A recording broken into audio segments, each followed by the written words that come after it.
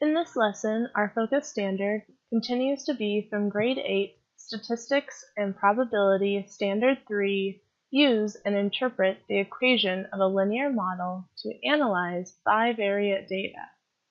Our topic comes from Data and Statistics, finding the Y-intercept from two data points.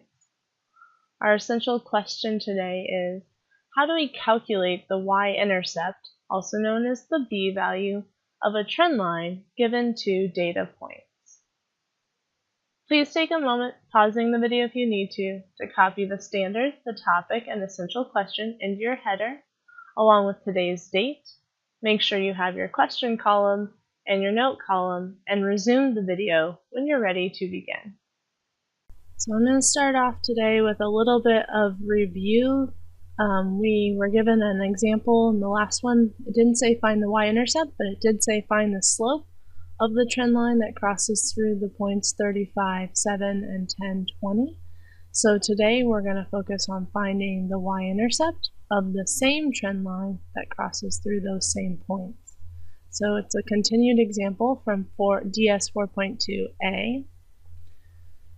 And I want to go ahead and I'm going to have you write these steps again. The more times you write it, the more you will learn it and memorize it. So this is a review of the steps from the last video, DS 4.2a, on how to find the slope given 2 points. So the first step was to order the points as 0.1 and 0.2 by the value of their x-coordinate. So 1020 was 0.1. 35, 7 was 0.2, and that's in order by their x values 10 and 35. And then we ordered the coordinate points according to their point number. So 0.1, that was x1 and y1. 0.2, that was x2 and y2. And then we plugged the values from the 2 points into the formula where for slope, where we're still finding the rise as the change in y, but we can do that now by using y2 minus y1. And we can find our run, or the change in x, by taking x2 minus x1. So that should be a review from DS 4.2a. And let's continue on then. So now we're talking about how do we find the y-intercept? How do we find that b-value? So, a few steps here. First step is that you must use the first steps to find the slope given the 2 points. So those are all the steps above. So this is that same formula, y2 minus y1, x2 minus x1, and this is the work that we did in the last video. And we found that the slope between these 2 points was negative 13/25, or in decimal form it was negative 0 and 52 hundredths. So you have to have done that step in order to now find the y-intercept or the b-value, or you have to know what the slope is. So in some occasions they may give you the slope in 1 point, and as long as you know the slope and you have 1 point, you should be able to use this formula.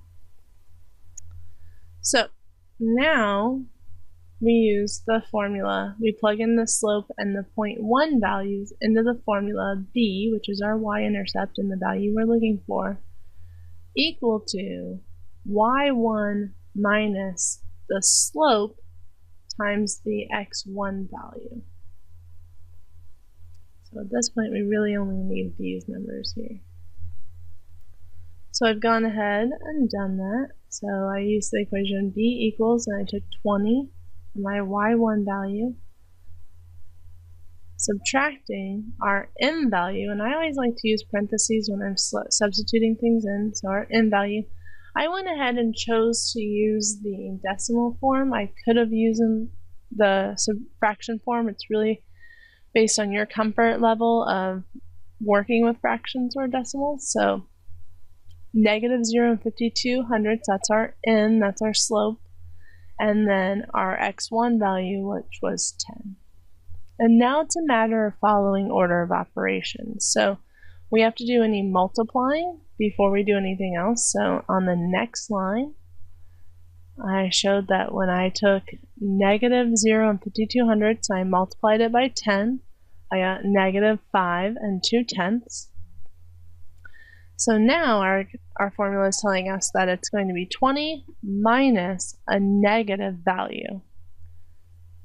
When you subtract a negative, the rule with integers is that it becomes an adding the opposite. So I like to show this as using a horseshoe method. And then if you go like this, anytime you have two negatives, you can make a horseshoe through it and it becomes adding. So the problem actually becomes 20 plus 5 and 2/10. And our b value then is 25 and 2/10. So now we're able to put this all together. We have an m value and we have a b value, so we're able to write the equation for the trend line.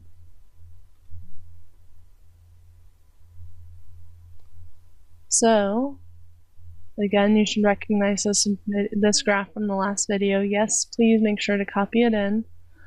So before we showed this with the slope triangle on here and how that got us to our negative 0 and 52 hundredths as our slope. We just did all these calculations up here to find our b value, which was 25 and 2/10. And when we look at this, we can see that that's pretty accurate. That would make sense. That's just a little bit more than 25.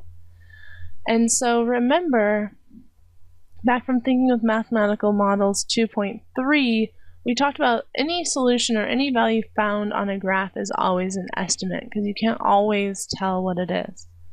But now you've been given the steps of how to actually calculate these things for sure and know that using an equation or a formula that you're getting an exact value. So we can be really confident that the y-intercept is 25 and 2/10. And so now we're able to put that all together to write the equation of our blue trend line here. So what I'd ask you to do is please take a moment to make sure your notes are complete and that you start writing study guide questions and your summary for this video, Data and Statistics, Finding the Y-Intercept Given 2 Points of a Trend Line.